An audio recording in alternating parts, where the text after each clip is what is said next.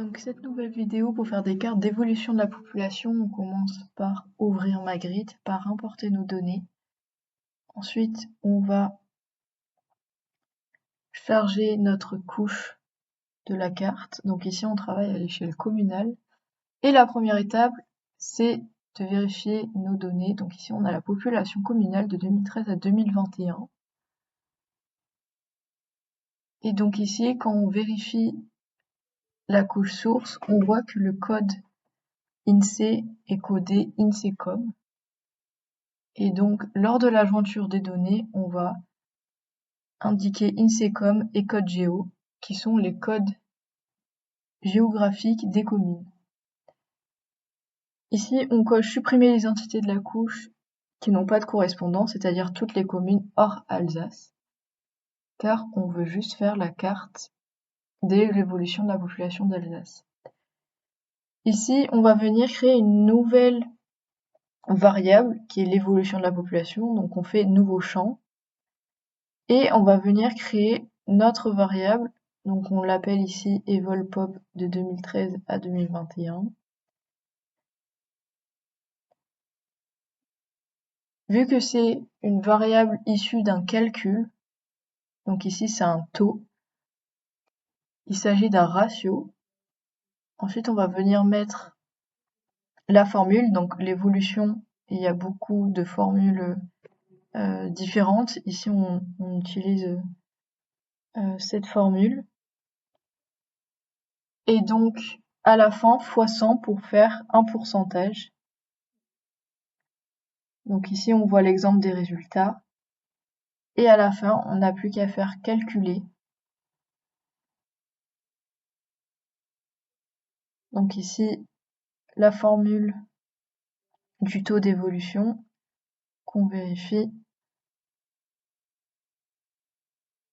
Et donc, apparaît ici la nouvelle variable.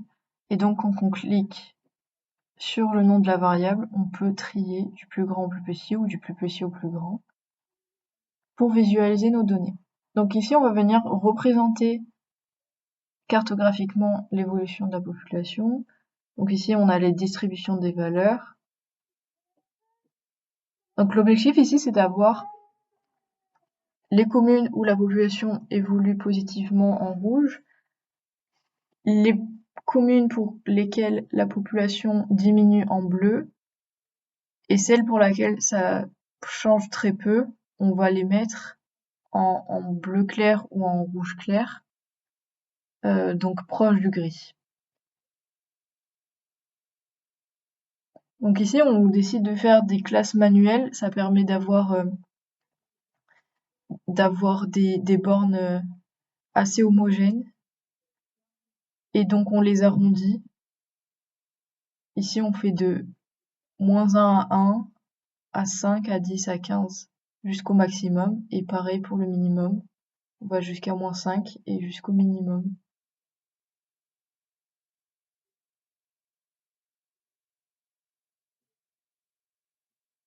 Donc ici, la position du point d'inflexion, c'est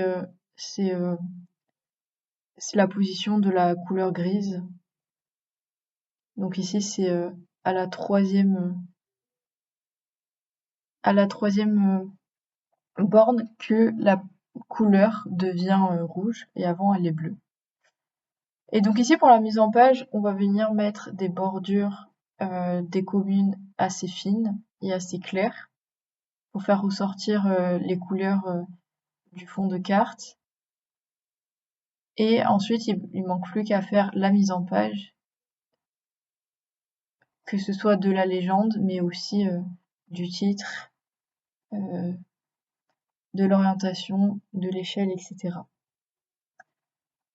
Et voilà pour la carte d'évolution.